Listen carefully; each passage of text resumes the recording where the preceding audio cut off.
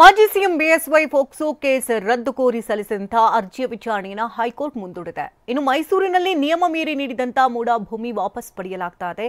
ಈ ಸುದ್ದಿಗಳನ್ನು ನೋಡೋಣ ಸಮಗ್ರ ನ್ಯೂಸ್ ಟಾಪ್ 9ನಲ್ಲಿ. ಮಾಜಿ ಸಿಎಂ ಯಡಿಯೂರಪ್ಪ ವಿರುದ್ಧದ ಪೋಕ್ಸೋ ಪ್ರಕರಣವನ್ನು ರದ್ದು ಕೋರಿ ಸಲ್ಲಿಸಿದ್ದ ಅರ್ಜಿ ವಿಚಾರಣೆ ಮುಂದೂಡಲಾಗಿದೆ. ಸಮಯದ ಅಭಾವ ಕಾರಣ ಡಿಸೆಂಬರ್ 6ರ ಮಧ್ಯಾಹ್ನ 2:30ಕ್ಕೆ ವಿಚಾರಣೆ ನಿಗದಿಪಡಿಸಿ ಹೈಕೋರ್ಟ್ ಆದೇಶಿಸಿದೆ.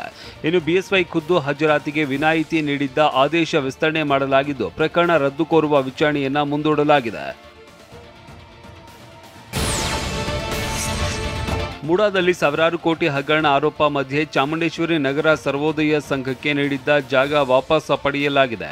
ಆಂದೋಲನ ವೃತ್ತ ಬಳಿ ನಿಯಮ ಬಾಹಿರವಾಗಿ ಖಾಸಗಿ ಅವರಿಗೆ ನೀಡೋದಕ್ಕೆ ಪ್ರಾಧಿಕಾರ ನಿರ್ಣಯ ಮಾಡಿತ್ತು. ಈ ಬಗ್ಗೆ ಗಂಗರಾಜು ಡಿಸಿ ಹಾಗೂ ಇಡಿಗೆ ದೂರು ನೀಡಿದ್ರು. ಇದೀಗ 2023ರಲ್ಲಿ ಮಂಜೂರು ಮಾಡಲಾಗಿದ್ದ 17 ಎಕರೆ ಜಾಗವನ್ನ ವಾಪಸ್ ಪಡೆಯೋದಕ್ಕೆ ನಿರ್ಧರಿಸಲಾಗಿದೆ. ವಿಜಯಪುರ ಜಿಲ್ಲಾ ಪಂಚಾಯಿತಿ ಸಭಾಭವನದಲ್ಲಿ ಲೋಕಾಯುಕ್ತ ನ್ಯಾಯಮೂರ್ತಿಗಳಾದ ಬಿಎಸ್ ಪಾಟೀಲ್ ನೇತೃತ್ವದಲ್ಲಿ ಪ್ರಗತಿ ಪರಿಶೀಲನಾ ಸಭೆ ನಡೆಸಲಾಯಿತು. ವಿವಿಧ ಇಲಾಖೆಗಳ ಅಭಿವೃದ್ಧಿ ಕಾರ್ಯಕ್ರಮಗಳ ಕುರಿತ ಮಾಹಿತಿ ಪಡೆದುಕೊಂಡರು. ಇನ್ನು ಸಭೆಯಲ್ಲಿ ಜಿಲ್ಲಾಧಿಕಾರಿ ಟಿ ಭೂಪಾಲನ್, ಎಸ್ಪಿ ಲಕ್ಷ್ಮಣ ನಿಂಬರಗಿ, ಜಿಲ್ಲಾ ಪಂಚಾಯಿತಿ ಸಿಇಒ ರಿಷಿ ಆನಂದ ಭಾಗಿಯಾಗಿದ್ದರು. ವಿಜಯಪುರ ನಗರದಲ್ಲಿ ಶ್ರೀ ವಿಶ್ವಪ್ರಸನ್ನ ಸ್ವಾಮೀಜಿ ವಿರುದ್ಧ ಪ್ರತಿಭಟನೆ ನಡೆಸಲಾಯಿತು. ಶ್ರೀಗಳು ಸಂವಿಧಾನ ವಿರೋಧಿ ಹೇಳಿಕೆ ನೀಡಿದ್ದಾರೆ ಅಂತ ಆರೋಪಿಸಿ ಭೀಮ್ ಆರ್ಮಿ ಸಂಘಟನೆಯಿಂದ ಅಂಬೇಡ್ಕರ್ ವೃತ್ತದಲ್ಲಿ ಮಾನವ ಸರಪಳಿ ನಿರ್ಮಿಸಿ ಪ್ರತಿಭಟಿಸಲಾಯಿತು.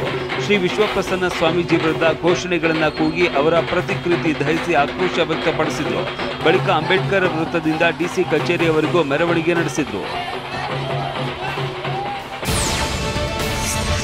ಜನರು ನೀಡಿದ್ದ ಹಣ ಫೈನಾನ್ಸ್ಗೆ ಕಟ್ಟದೆ ಸ್ವಂತಕ್ಕೆ ಬಳಸಿಕೊಂಡಿದ್ದ ಮಹಿಳೆಯ ಮನೆಗೆ ಮುತ್ತಿಗೆ ಹಾಕಿ ಪ್ರತಿಭಟಿಸಲಾಯಿತು. ಬೆಳಗಾವಿ ತಾಲೂಕಿನ ಹಾಲಬಾವಿ ಗ್ರಾಮದಲ್ಲಿ ಘಟನೆ ನಡೆದಿದ್ದು, ಏಜೆಂಟ್ ಸುರೇಖಾ ಹಳವಿ ಮನೆಗೆ ಮುತ್ತಿಗೆ ಹಾಕಿ ತರಾಟೆಗೆ ತೆಗೆದುಕೊಳ್ಳಲಾಯಿತು. ಖಾಸಗಿ ಫೈನಾನ್ಸ್ ಕಂಪನಿ ಏಜೆಂಟ್ ಆಗಿದ್ದ ಸುರೇಖಾ 2 ತಿಂಗಳಿನಿಂದ ಫೈನಾನ್ಸ್ಗೆ ಹಣ ಕಟ್ಟದೆ ಸ್ವಂತಕ್ಕೆ ಬಳಕೆ ಮಾಡಿಕೊಂಡಿದ್ದಾಳೆ ಅಂತ ಆರೋಪಿಸಲಾಗಿದೆ.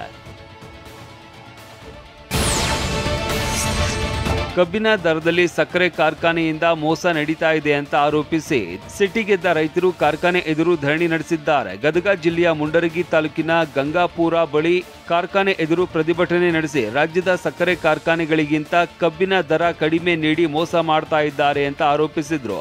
ಬೇರೆ ಕಾರ್ಖಾನೆಗಳು ಟನ್ ಕಬ್ಬಿಗೆ 3,000 ನೀಡ್ತಾ ಇವೆ, ಆದರೆ ಈ ಕಾರ್ಖಾನೆ 2,500 ನೀಡ್ತಾ ಇದೆ ಅಂತ ಕಿಡಿಕಾರಿದ್ರು. ಶಾಸಕರ ಭವನದ ಆವರಣದಲ್ಲಿ ಕಾರು ಚಾಲನೆ ವಿಚಾರವಾಗಿ ಚಾಲಕರ ಮಧ್ಯೆ ಗಲಾಟೆಯಾಗಿದೆ. ಹಿಂದಿನಿಂದ ಜೋರಾಗಿ ಹಾರ್ನ್ ಹೊಡೆದಿದ್ದಾನೆ ಅನ್ನೋ ಕಾರಣಕ್ಕೆ ಮಾತಿನ ಚಕಮಕಿ ನಡೆಸಿದ್ದಾರೆ. ಸಣ್ಣ ವಿಚಾರಕ್ಕೆ ಚಾಲಕರು ಬಾಯಿಗೆ ಬಂದ ಹಾಗೆ ಬೈದಾಡಿಕೊಂಡಿದ್ದಾರೆ. ಪರಸ್ಪರ ಅವಾಚ್ಯ ಶಬ್ದಗಳಿಂದ ನಿಂದಿಸ್ತಾ ಇದ್ದ ಚಾಲಕರಿಗೆ ಪೊಲೀಸ್ ಸಿಬ್ಬಂದಿ, ಶಾಸಕರ ಸೆಕ್ಯೂರಿಟಿಗಳು ಬುದ್ಧಿ ಮಾತು ಹೇಳಿ ಪ್ರಯೋಜನವಾಗಲಿಲ್ಲ.